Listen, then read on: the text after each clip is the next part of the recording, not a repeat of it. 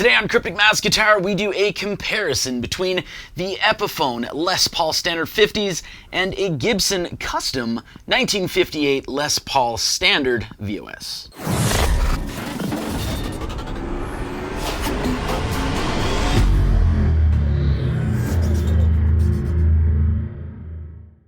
Now, I'm well aware that doing a video with Epiphone and any other guitar brand just offends some people for some reason. I'm doing this because I've been asked to do it, and I find it a little bit interesting. So I promise you, I'm not going to try and sway you on spending all your money on this rather than this, or the fact that this is not a guitar, because I highly believe this is a great guitar. But if you're, triggered by like Epiphone and any other guitar brand, then seek help. Just hit the thumbs down button and seek help. As I say in all these videos, YouTube videos are fantastic. It's a great way for you to actually see and hear a guitar that you might be interested in purchasing, albeit it's in someone else's hands, with someone else's amp choices, and someone else's setting choices, tuning choices, and even what they're going to play. So you can't reach through the screen and play the guitar for yourself. So I highly recommend you not use YouTube videos as a sole deciding factor as to why you're buying a guitar. Make sure you're trying it out for yourself, because you never know which one's going to really bond with you.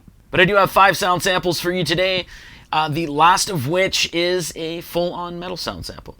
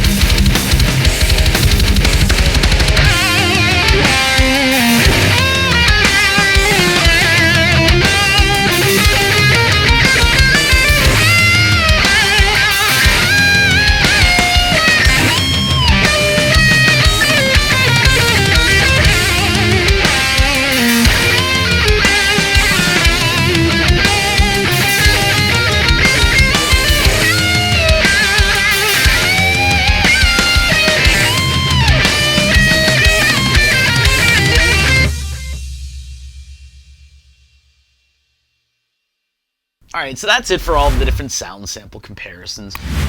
So what I like to do here generally is go through, like, the specs, similarities, and differences, and then give you just a little bit of information, or my thoughts on the guitars. I do have a video that goes into this way in, like, more depth.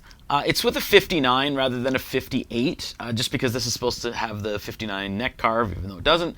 So I'll leave that link in the description, and then I'll just give you like a bare bones difference here. Both guitars have a slab mahogany body with a carved maple top on top of it. They're non-weight relieved, so that means the only routings here are the back for the controls and the toggle switch, and then there's a channel underneath, or in the mahogany underneath the maple, for the cables to go through for the pickups and then for the toggle switch. The Epiphone has a veneer on the front that hides what the actual maple looks like and how many pieces of maple it is. And on the back, this looks very nice as well, doesn't it? It is also a veneer. That is also to hide what the wood looks like and how many pieces of wood are glued together before the shape of the guitar is cut out. You can actually see on the bottom here, hard to show on video, but this is a 3-piece mahogany body. The Gibson Custom, because it's a 58, as it technically should be, is a plain maple top. This is 2 pieces of real maple on top of the single-piece, lightweight mahogany body. Now, if that bothers you that this is a 3-piece mahogany body and this is a single-piece mahogany, lightweight, graded mahogany, it just means that Epiphone doesn't pay anyone to actually grade their wood because they use veneers or solid colors to hide what the actual wood looks like. So you're not paying someone, or they're not paying anybody to actually grade their wood, whereas you have to grade and weigh the wood here, so you're actually paying for that. Both guitars have mahogany necks. The Epiphone here has a joint going into the body. It also has a long neck tenon. And we have a scarf joint at the top where it attaches the headstock. The Gibson Custom here is a single piece mahogany neck. It also has a long neck tenon. On the front of the headstocks, where you're going to find the inlaid logos and the silkscreened Les Paul model logos. You're also going to see that it says standard on the Epiphone with the 3-screw truss rod cover. Doesn't say that on the Gibson because this is a historic reissue and they didn't actually say standard back then. Back of the headstocks, where you're going to find the tuners. The Epiphone has the Epiphone Vintage Deluxe tuners, whereas the Gibson has the Kluson Vintage Deluxe tuners. The Gibson is also vintage sizing, whereas the Epiphone is not. So that means if you wanted to swap this out for locking tuners, you just have to drill pilot holes in the back for the screws, but you wouldn't have to ream out the holes to widen them, whereas on the Gibson, you do. Pickup-wise, we have the Epiphone Pro Bucker 2 in the bridge and the Epiphone Pro Bucker 1 in the neck. We have the custom buckers on the custom shop here. Alnico 2 in the Epiphone, Alnico 3 in the Gibson Custom. Epiphone has CTS potentiometers. They're soldered, but they're also quick connects to the pickups. It's a little weird, and it looks like it has Mallory capacitors in here. We also have 50s wiring in the Epiphone. The Gibson Custom has the CTS audio taper potentiometers. They are all hand soldered extremely neatly, and then we have 50s wiring along with the Lux Bumblebee paper and oil capacitors. They're like reissues made by Lux, and you can actually buy them on Gibson.com now, which is nice because you don't have to pay outrageous pricing. Still not cheap. And as far as bridges, we have the Epiphone Locktone bridge here, which I'll say is metric sizing because these aren't the greatest, and whenever anyone asks me what size bridge I need to get to replace it, it's metric. But guess what? This one has held up so far. The Gibson Custom has the ABR1. This is also drilled directly into the body, which is generally what Gibson USA standard 50s and 60s owners want because you pay so much for those guitars, but those are only available on the historic reissue level. Or on ES335s. Possibly ES339s as well. Someone is just going to say, "You're a liar, you forgot the ES339. I don't know. So that's really it for the spec differences. Again, there's a video that goes way more in depth to it and actually shows all the capacitors and everything up close up and everything. So it's at this point where I do want to just give my opinions on both of these guitars. And I do have to note, I own the custom shop. I rented the Epiphone, so take whatever I'm going to say here with a grain of salt, because if I had a dog in the fight, it would be the one that I own, not the one that I rented. With that being said, this is the best Epiphone that I have ever played. The pickups are very nice. There's a little bit of a treble boost in comparison to like the Gibson USA and the Gibson Custom, which is very favorable on the bridge.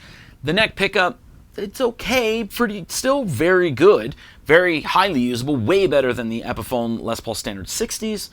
And the fact that this has 50s wiring and Mallory capacitors makes it highly musical, highly usable, whereas the standard 50s through the Gibson USA does not have those. It also has a long neck tenon. I have no idea if that's done just because it has this joint in here, but it has a long neck tenon and the Gibson USA doesn't. The neck profile on this says it's the 59 medium C. I would say it's just a medium C because it is in between that 60s slim taper and the 50s vintage, but with a 59, I have a 59, it's a little fatter right here, right in the middle, so you feel a little more chunk there on your in your palm, but it's still a very, very comfortable neck and highly enjoyable to play. Now the Gibson Custom here is my favorite guitar that I've ever played, ever. This was the first Gibson Custom shop that I ever bought. I played it and somehow made it out of the store and home before I bought it the next day. This is absolutely everything that I want in a guitar. I think it sounds absolutely perfect. It plays absolutely perfect. And again, take that with a grain of salt because I own this guitar. I spent my hard-earned money on it, whereas I just rented this. But in a side-by-side comparison on YouTube, sound-wise, because this has a treble boost, you might actually like the Epiphone a little more than the Custom Shop, because most people, when they hear a little bit more treble and then it's not too much treble, they'll actually enjoy it a little more than if it's not there. This has a sweeter top end in comparison to this, but this just has a little more of a boost of treble, if that makes any sense. Either way, you can't go wrong with either of these guitars. This is $900 Canadian. This is $7,200 Canadian. So you can buy a whole whack of these. You can buy probably the whole entire Epiphone Les Paul lineup, minus the customs or Epiphone Custom inspired by Gibson. You know what I mean? You can buy a lot of these. You can buy like 5 of these and upgrade them, or 6 of these and upgrade them, and you'll still be out ahead than if you bought this one here. So keep that stuff in mind. Also, this is polyfinish. This is that VOS vintage patina finish here. I'm not going to get into the whole VOS thing because that upsets people more than if you play Epiphone versus another guitar. It's weird. Anyway, thank you very much for watching.